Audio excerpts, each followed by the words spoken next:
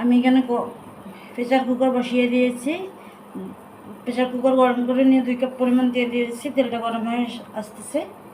আমি এর পর্যায়ে দিয়ে দেব 2 কাপ পেঁয়াজ কুচি করে রেখেছি। পেঁয়াজটা ভুনিয়ে নেব।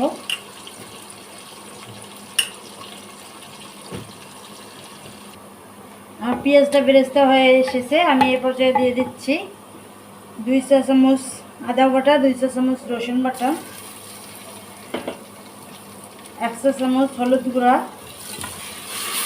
2.5 চামচ মরিচের গুঁড়া, 2 চা চামচ ধনিয়ার গুঁড়া, 2 চা চামচ জিরার গুঁড়া, 2 চা চামচ গরম মশলার গুঁড়া।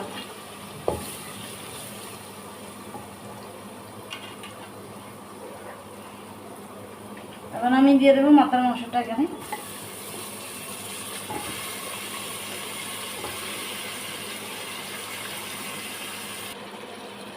দিয়ে দিচ্ছি 2.5 চা চামচ লবণ। এখন এটা কষিয়ে নিয়ে এখানে দিয়ে দেবো 2 কাপ পরিমাণ পানি।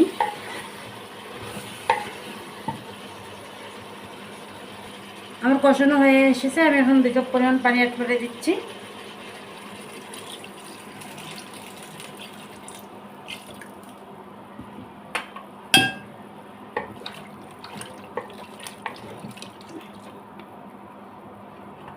ঢাকনা দিয়ে রেখে দেবো 3টা শীষ উঠানোর জন্য।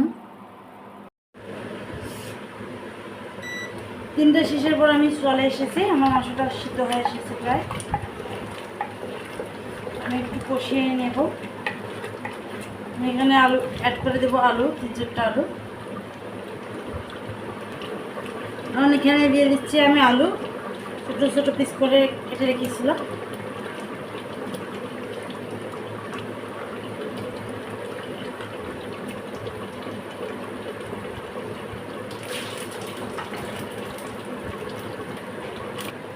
আবার একটু কষিয়ে নিয়ে ঢাকনা দিয়ে রেখে দেবো কিছুক্ষণের জন্য।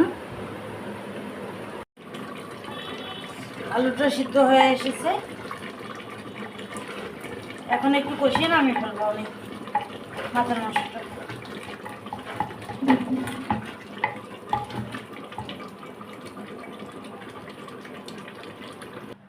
আমার রেডি হয়েছে মাথার মাংসটা।